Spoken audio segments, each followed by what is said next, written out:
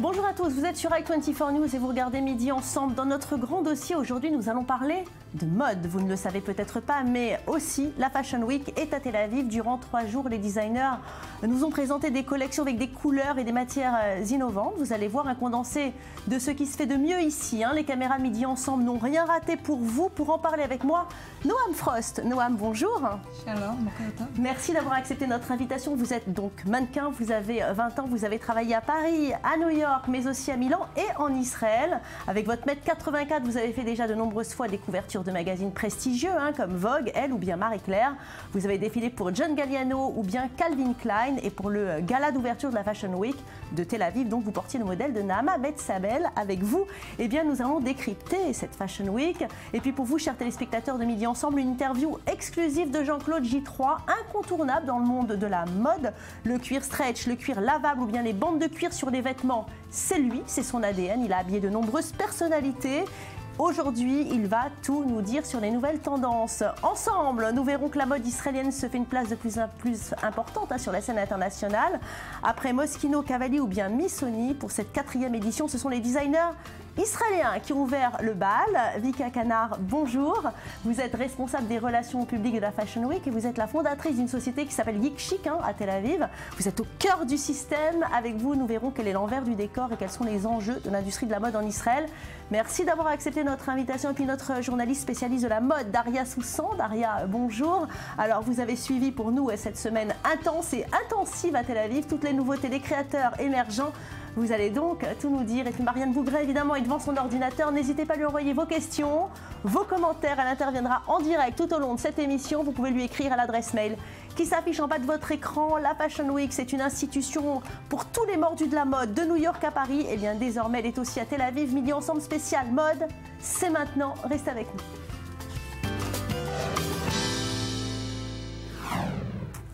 Et en moins de 70 ans, l'école Shenkar, située à Tel Aviv, s'est imposée comme l'une des meilleures écoles de mode et de design. Elle est classée au 11e rang mondial des écoles de mode. Elle a formé des grands noms comme Albert Albas, Shai Shalom ou encore Avshalom Gour. C'est un vivier des créateurs de demain. Nous avons rencontré Léa Peretz, la directrice. Elle nous a ouvert les portes de ce temple de la création. Vous allez le voir, elle met un point d'honneur à laisser ses élèves exprimer leurs émotions. Elle cultive l'ouverture d'esprit de l'école. Regardez.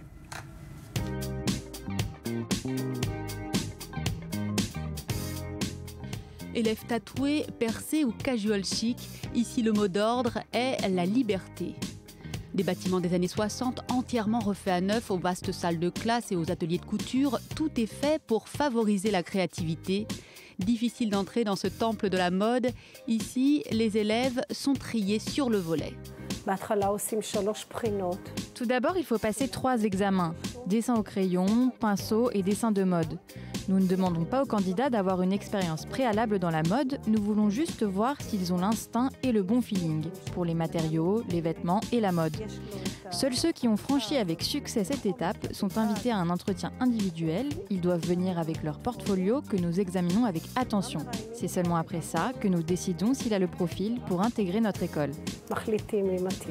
Pour Dylan, un Français installé depuis 10 ans en Israël, étudier à Shenkar était une évidence. Techniquement, j'avais la possibilité d'aller étudier à Paris. En tant que Français, c'est pas du tout un problème. J'adore étudier ici. J'ai eu la chance exceptionnelle d'être accepté. Il y a un grand concours à passer pour introduire l'école. Dylan est en 2e année à Shenkar et a déjà à son actif un blog et des clips pour la chaîne Fashion TV. L'école lui a permis d'exprimer ses talents de créateur. Et ici, ce qu'on apprend, c'est vraiment l'acheminement de l'inspiration principale d'une idée jusqu'aux vêtements, donc ça passe vraiment toutes les étapes. Le credo de Shenkar, c'est l'ouverture d'esprit et la créativité.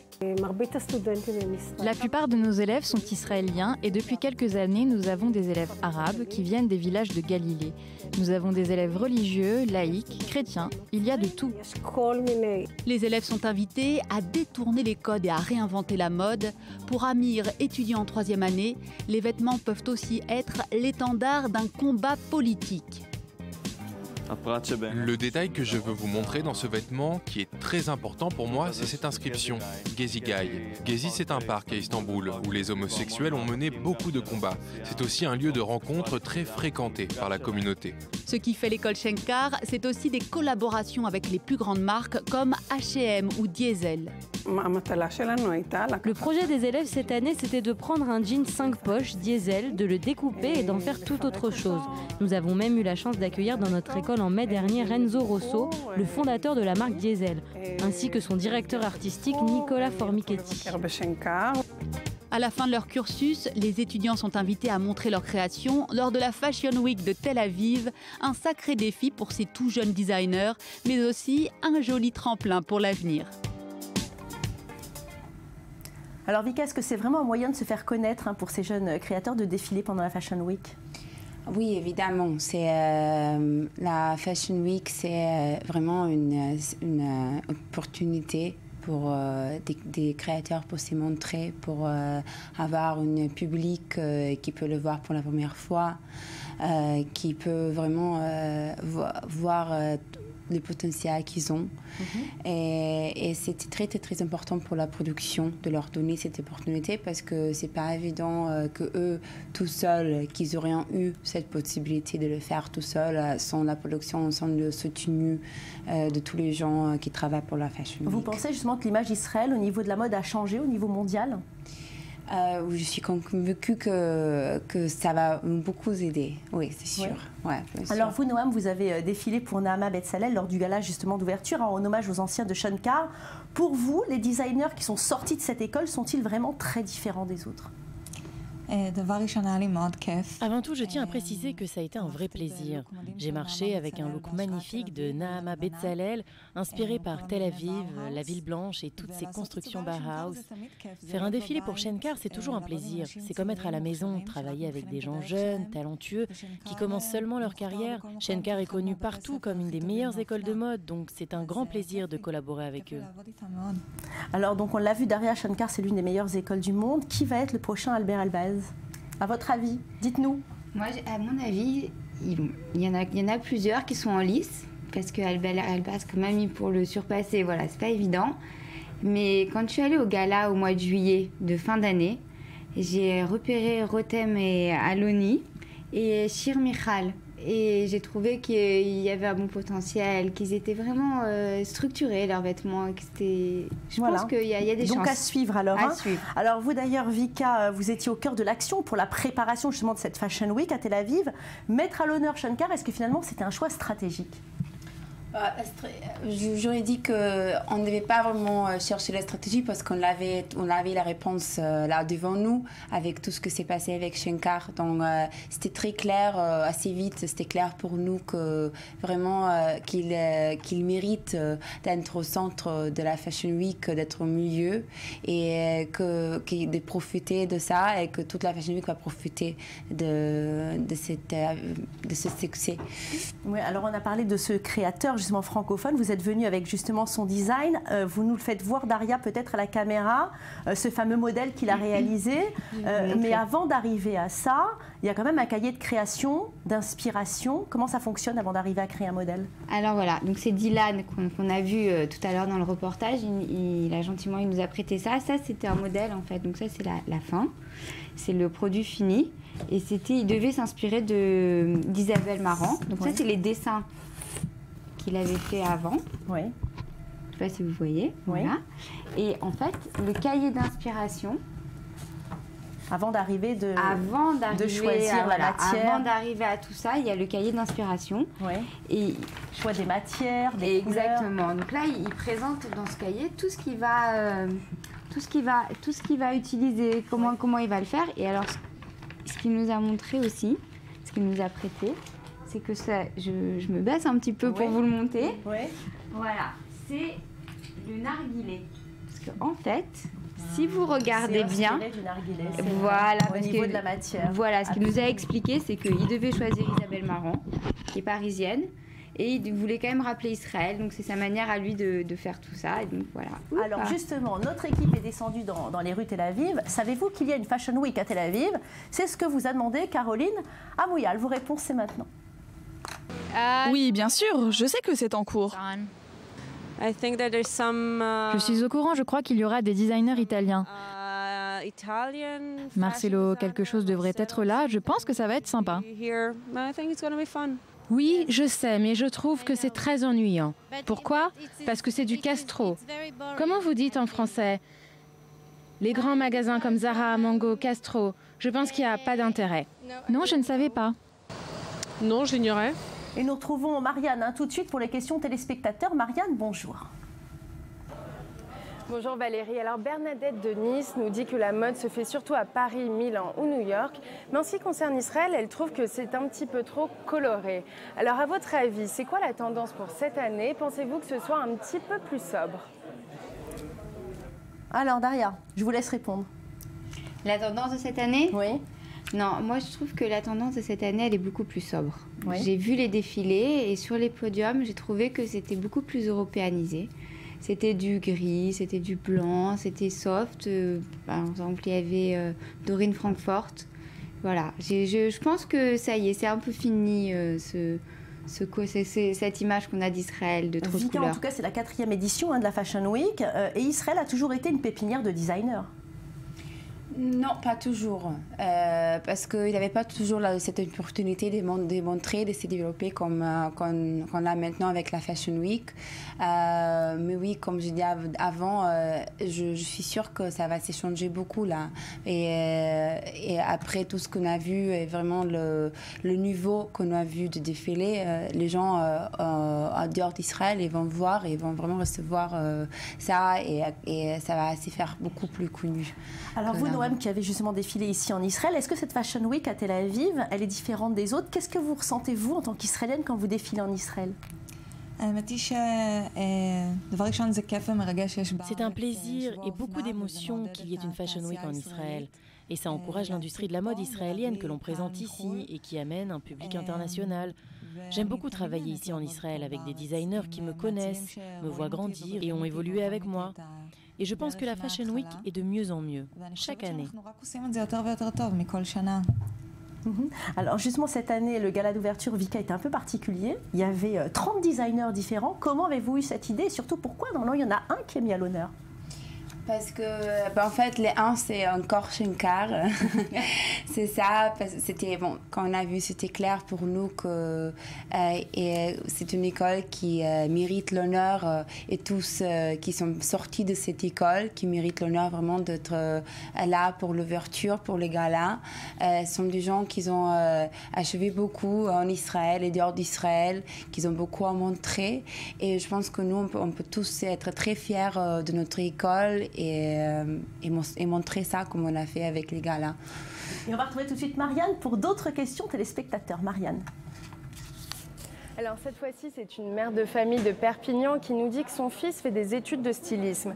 Mais elle a l'impression que le monde de la mode est un milieu très fermé. Alors pensez-vous que les jeunes designers aient encore une chance d'y arriver ? C'est vrai, ce genre de questions, c'est toujours difficile. Hein. On peut avoir une passion pour quelque chose et puis ne jamais trouver de travail parce que c'est bouché. Daria, qu'est-ce que vous dites à cette maman? Elle s'inquiète ou pas?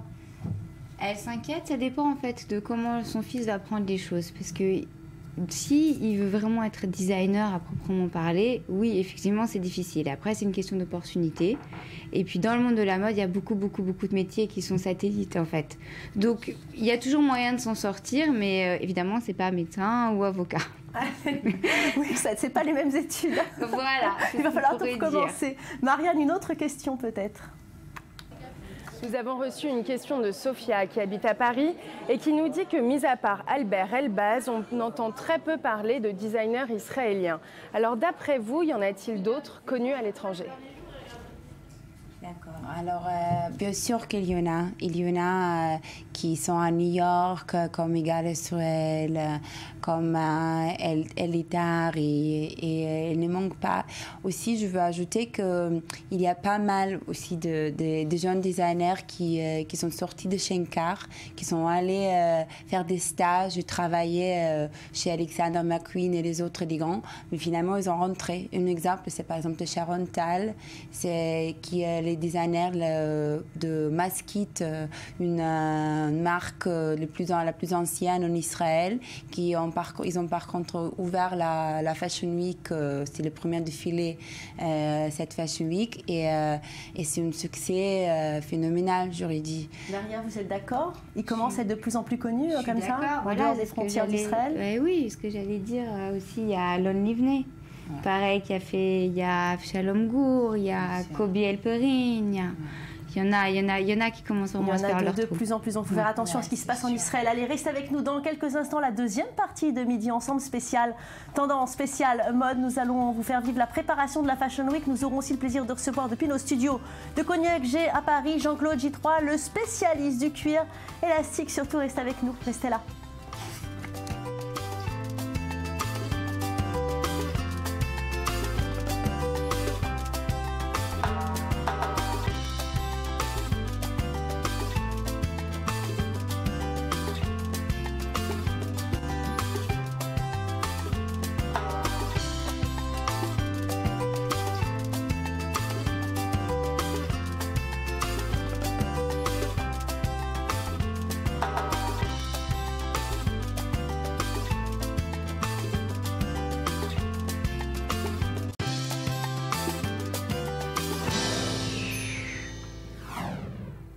Et si vous venez nous rejoindre, vous regardez Midi Ensemble. Aujourd'hui, notre grand dossier est consacré à la Fashion Week, un univers glamour où se dessinent toutes les tendances de la saison prochaine.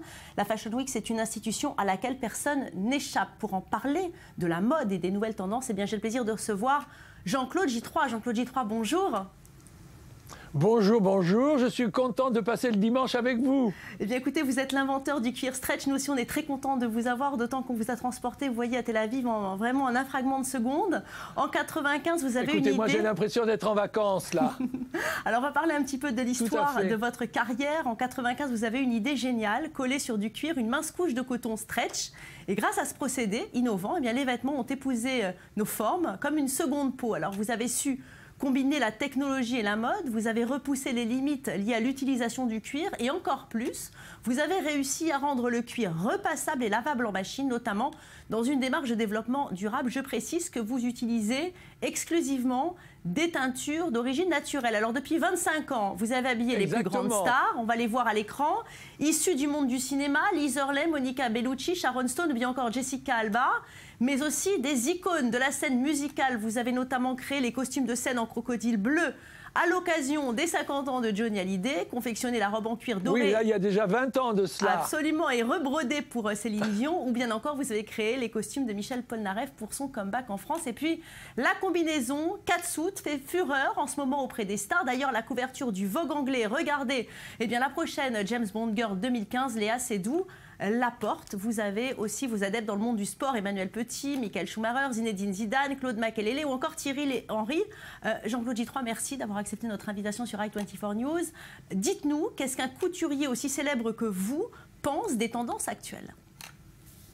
Je pense que la tendance actuelle fait le grand écart entre justement le sportswear que nous voyons et qui intéresse beaucoup les jeunes, et puis le glamour. Le glamour qui montre toujours les femmes avec leurs beaux côtés et leurs belles jambes. Oui, parce que vous avez tout fait pour embellir les femmes. Hein. Vous avez, avec vos matières, galbé et épousé nos formes. Mais on a l'impression quelquefois que la femme n'est pas une priorité pour les designers. Ils s'intéressent plus au modèle finalement. Est-ce que vous ne pensez pas qu'on s'éloigne des fondamentaux quelquefois? Non, je pense qu'aujourd'hui, le corps est une priorité. Le corps de la femme, le corps des garçons, le corps des filles, c'est la seule façon d'être au monde. Si mon corps n'était pas là, je ne serais pas avec vous. Donc il faut que ce corps soit sublimé. Et j'ai toujours fait de telle façon qu'on sublime le corps de la femme. C'est l'articulation que je fais de mon travail entre le corps et la matière. Oui. Alors, votre dernière collection automne-hiver 2015-2016 rend hommage justement aux femmes des années 70-80 comme Amanda Lear ou bien encore Grace Jones, un mixte entre la sensualité du cuir, l'esprit rock du début des années 80. Est-ce que c'est ça, Jean-Claude J3, pour vous, le chic parisien? Non, je crois que le cycle parisien a été déterminé par les jeunes femmes et les grands photographes. C'est-à-dire que j'ai travaillé avec Helmut Newton, j'ai travaillé avec Mondino, j'ai travaillé avec Rankine, et sans eux, on ne serait pas là, ni vous ni moi, en train de parler de la mode. La mode, elle est faite pour la femme et elle est sublimée par les grands photographes. Oui, mais enfin, vous êtes quand même un noble à multiples facettes, puisqu'avant d'être créateur, vous avez été psychomotricien, vous avez écrit plusieurs ouvrages. Je le dis pour nos téléspectateurs, de référence d'ailleurs dans le domaine, dont un Que sais-je, corps et graphie. Pensez-vous que finalement, cette connaissance du psychisme de l'être humain, ça vous a aidé à réussir? Je pense que ce qui m'a aidé à réussir, c'est de connaître le body language. Le corps a son langage. Le corps veut dire quelque chose. Et si nous sommes là tous les deux, nous sommes là à la télévision, nous voulons parler ensemble et nous voulons agir ensemble pour que le corps soit une matière vivante, et Dieu merci, j'ai travaillé le cuir qui est une matière vivante. Voilà le rapport que j'ai au corps. Parce que là, on a parlé évidemment du cuir stretch, mais vous avez aussi dessiné la ligne Minoret. Les bandes de cuir sont cousues sur de l'organza ou du soie. Cette collection a été photographiée par Helmut Newton. Alors dès lors, les bandes de cuir deviennent votre marque de fabrique.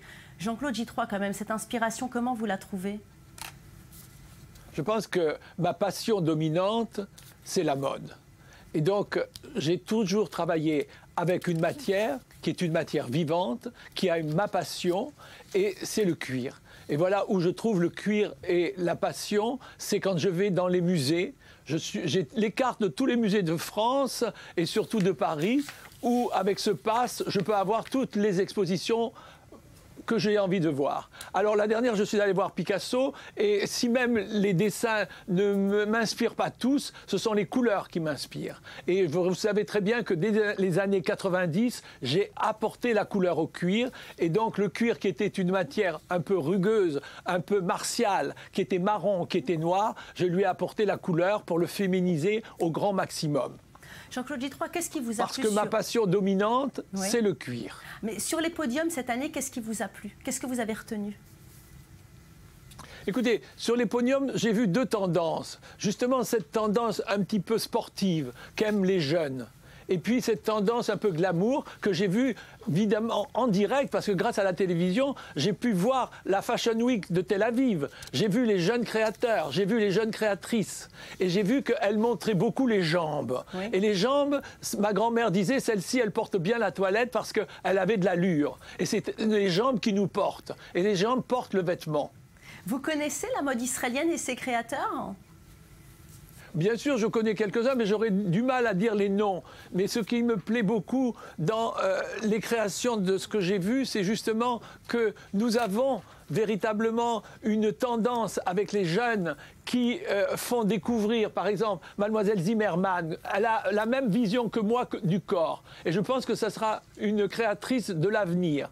Si seulement elle peut ouvrir une boutique un petit peu dans une grande ville, peut-être Tel Aviv, mais aussi peut-être New York, comme moi je viens de faire, et aussi de travailler avec l'Internet. Parce qu'aujourd'hui, avec l'Internet, du jour au lendemain, toutes les femmes du monde, au même moment, veulent la même chose. C'était un plaisir de vous recevoir aujourd'hui sur le plateau de Midi Ensemble. L'innovation, l'imagination, avec vous, en tout cas, tout semble possible. Nous avons hâte de découvrir les surprises de la saison prochaine.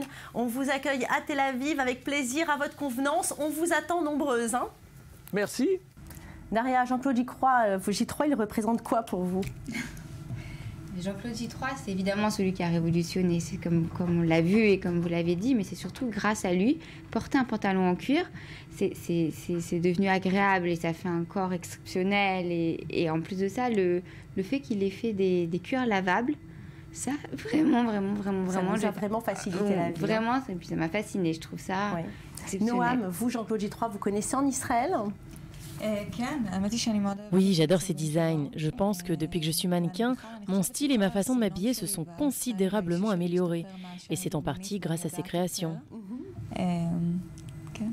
Alors Daria, vous venez nous le dire, hein, c'est vrai que c'est peut-être le prochain designer qui va venir s'installer ici en Israël. Je vous propose à présent de vous plonger dans l'univers de cette Fashion Week.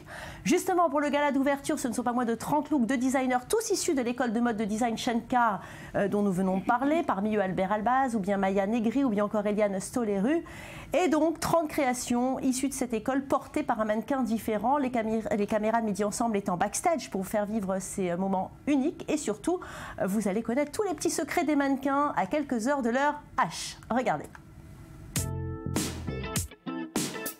C'est ici que tout se passe. 2 heures avant le début du gala d'ouverture de la Fashion Week, l'ambiance est plutôt bon enfant. Au fur et à mesure que l'heure fatidique approche, l'excitation est palpable. Je suis venue ici parce que j'aime ça, j'aime faire la mode un peu encore. Et je suis plus mannequin, j'ai 45 ans.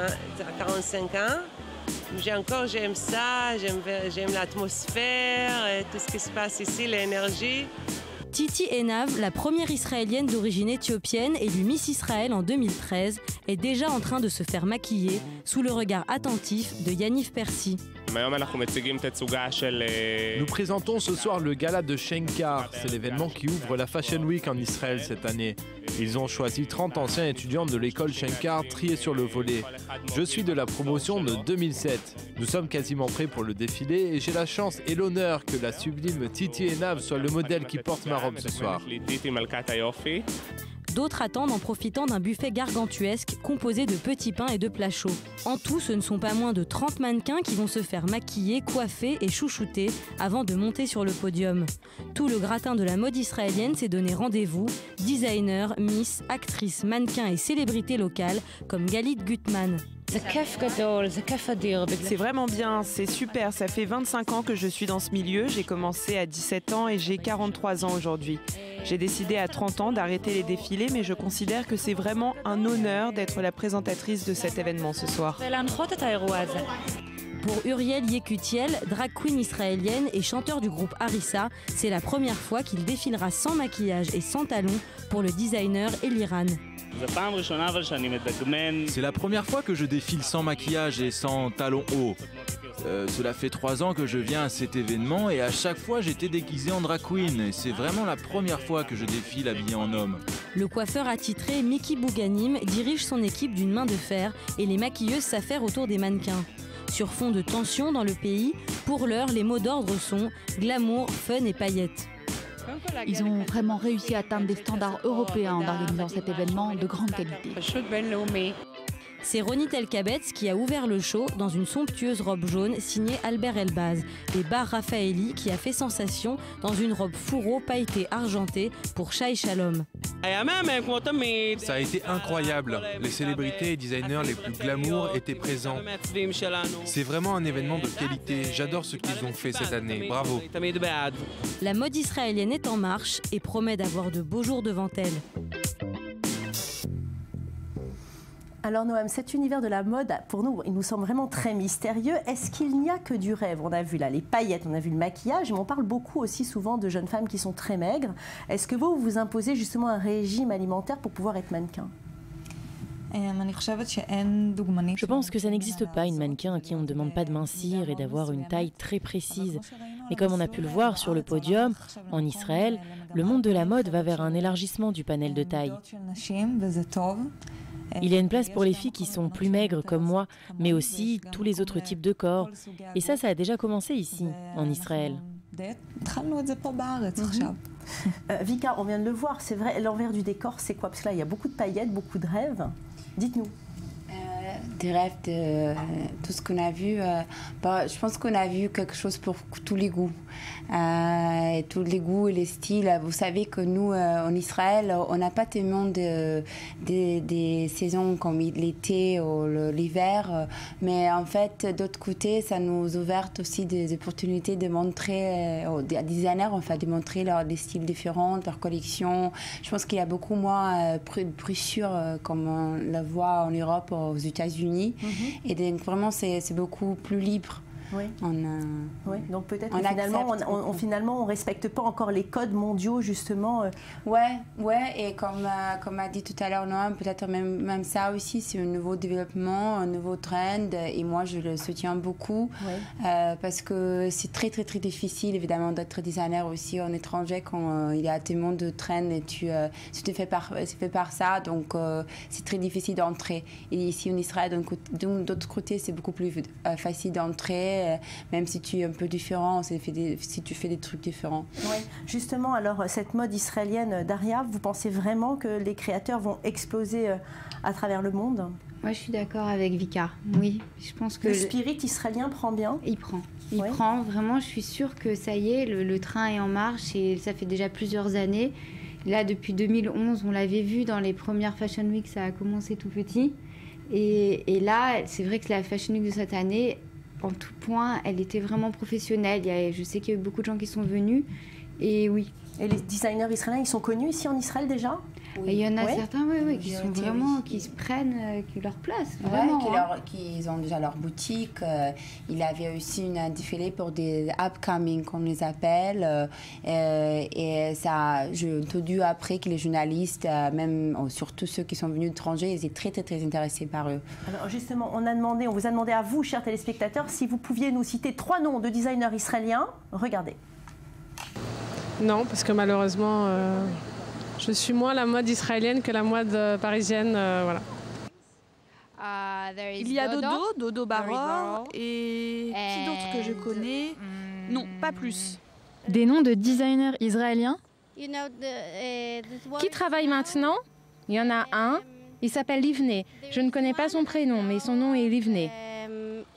Je crois que c'est Yaron, mais je n'en suis pas sûre. J'achète mes vêtements dans les friperies.